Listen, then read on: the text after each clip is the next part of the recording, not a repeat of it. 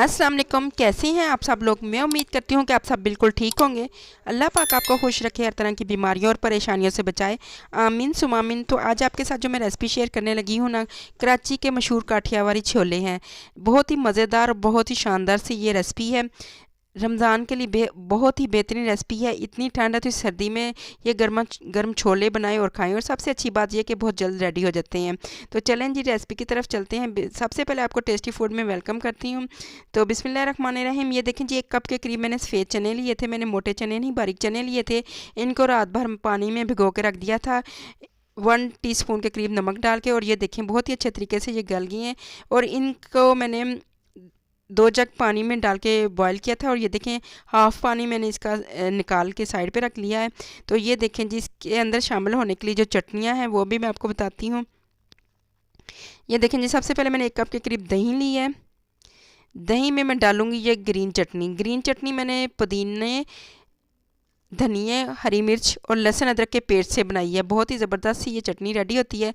तो इसे भी हम दही में मिक्स कर लेंगे या इसका रायता बना लेंगे। अच्छे तरीके से आपने इस चटनी को दही में मिक्स कर देना है।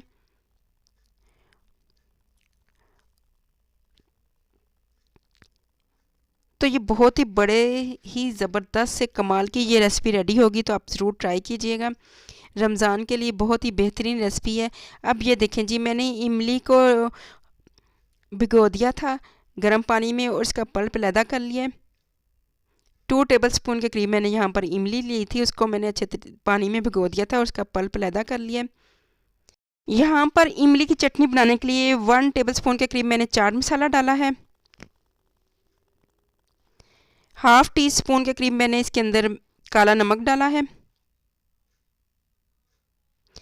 और 1 टीस्पून के करीब मैंने इसके अंदर चीनी डाली है। चीनी ऑप्शनल है, आप चाहें तो इसे स्किप भी कर सकते हैं। और इसे अच्छे तरीके से मिक्स करके मैं साइड पे रख दूँगी। ये 2 चटनियाँ तो रेडी हो गई हैं। काठियावाड़ी छोलों में सबसे ज़्यादा टेस्ट और जायका जिस मसाले का आता है तो वो रेडी करते हैं। तो इसके लिए सबसे पहले मैंने 1 टेबलस्पून के करीब सफ़ेद ज़ीरा लिया है। और 1 टेबलस्पून के करीब ही मैंने साबुत सूखा धनिया लिया है। बहुत ही मज़ेदार और खुशबूदार सा ये मसाला रेडी होगा, बड़ा ही ज़बरदस्त इस मसाले से टेस्ट आता है। तो चलें जी, ये मैंने दोनों चीज़ें ले ली हैं। अब इसके अंदर मैं ये डालूँगी 7 से 8 दाने गोल मिर्च के। साबुत गोल मिर्च के 7 से 8 दाने डाल देने और इन्हें अच्छे तरीके से भूनना है जब तक इनकी खुशबू ना आने लगे। जब इनकी खुशबू आने लगे तो इन्हें उतार कर आप साइड पे रख दें और इन्हें ठंडा कर लें। ठंडा करने के बाद आपने इनको पीस लेना है। और यहाँ पर देखें जी, ये मैंने मोटा मोटा सा मसाला ये पीस लिया है। आपने इसे ज़्यादा बारीक नहीं करना। ये ऊपर जो डालकर दिया जाता है ना, इसी से तो इसका सारा जायका होता है। अब इसके अंदर मैं 1 टेबलस्पून के करीब चाट मसाला डालूँगी। आप यहाँ पर इसके अंदर टाटरी भी इस्तेमाल कर सकते हैं। मेरे पास नहीं थी तो मैंने नहीं इस्तेमाल की। टाटरी से बहुत ज़्यादा अच्छा इसका फ्लेवर आता है। तो चलें जी, अब नेक्स्ट स्टेप शुरू कर। तो मैंने यहाँ पर जो चने बॉयल किए हुए थे वो ले लिए हैं। उनको एक कढ़ाई में डाल दिया है और साथ ही ऊपर से ये जो मेरे पास एक्स्ट्रा पानी था वो मैंने डाल दिया है। अगर आपके पास पानी ना चनों का बचे तो आप सिंपल वाला पानी भी इस्तेमाल कर सकते हैं। तो ये देखें जी, अब इसके अंदर मैं 1 टीस्पून के करीब सुरख मिर्च ऐड करूँगी। 1 टीस्पून ही मैंने इसके अंदर पिसा हुआ सूखा धनिया डाला है। 1 टीस्पून ही मैंने इसके अंदर ज़ीरा पाउडर डाला है। इसे मिक्स करूँगी। और यहाँ पर आप नमक भी डालें और अपने टेस्ट के मुताबिक नमक डालिएगा। और यहाँ पर देखें जी, मैंने उन्हें पकने के लिए ऊपर रखा हुआ है। यहाँ पे मैंने 2 टेबलस्पून के करीब कॉर्नफ्लोर पानी में डालकर मिक्स किया है। कॉर्नफ्लोर को आपने अच्छे तरीके से मिक्स कर लेना है। और जब ये पानी पकने लग जाए तो ये देखें जी, अब मेरे पास यहाँ पे हाफ़ टी स्पून के करीब ज़र्दा कलर था, ये मैंने डाल दिया। इससे बिल्कुल काठियावाड़ी छोलों की असली लुक नज़र आएगी। तो अब इसे 2 से 3 मिनट के लिए पकाते हैं। जब ये पकना शुरू हो जाएंगे तो आपको नेक्स्ट स्टेप बताती हूँ।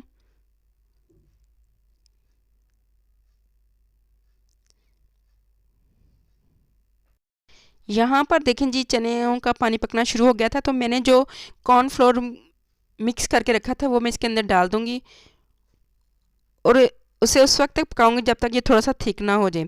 ज़्यादा थिक नहीं करना, ज़्यादा थिक करने से उसका वो टेस्ट और मज़ा नहीं आएगा। और यहाँ पर देखें जी ये अच्छे सी इसकी ग्रेवी बन गई है। और चलें जी मैं आपको नेक्स्ट स्टेप बताती हूँ। अच्छी सी ये ग्रेवी और चने रेडी हो गए हैं। तो ये देखें जी आपने इस तरीके से इस चनों को रख लेना। और यहाँ पर मेरे पास एक मीडियम साइज़ का आलू था, उसे मैंने बॉईल करके इस तरीके से चौकोर टुकड़ों में काट लिया। आप चाहें तो आलू नहीं भी डाल सकते हैं, लेकिन आलूओं से ज़रा टेस्ट अच्छा सा आ जाएगा। तो अब इसके ऊपर आपने जो अपनी मर्ज़ी से सारी चीज़ें डालनी हैं।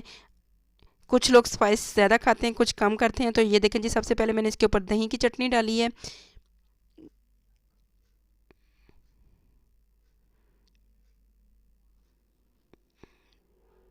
दही की चटनी डालने के बाद अब इसके ऊपर मैं ये इमली की चटनी डालूँगी।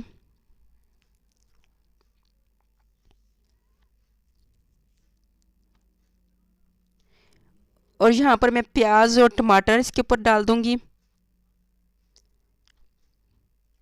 और ये देखें जी मैं इसके ऊपर टमाटर डाल दूँगी।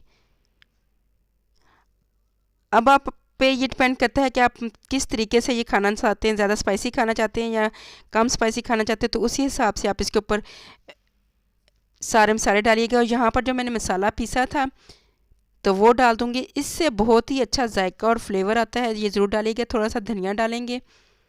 तो ये देखें जी हमारे मज़ेदार से काठियावाड़ी छोले माशाल्लाह से रेडी हो गए हैं। और अल्हम्दुलिल्लाह माशाल्लाह से ये देखें जी ज़बरदस्त से ये काठियावाड़ी छोले रेडी हो गए हैं। तो आप ये रेसिपी ज़रूर एंजॉय कीजिएगा। तो रेसिपी पसंद आई तो आपने लाइक भी करना है, शेयर भी और सब्सक्राइब भी करना है। इसके लिए बेहद शुक्रिया। तो मैं आपको किसी नई रेसिपी के साथ मिलूँगी। अपना ख्याल रखिएगा। अल्लाह हाफ़िज़, टेक केयर।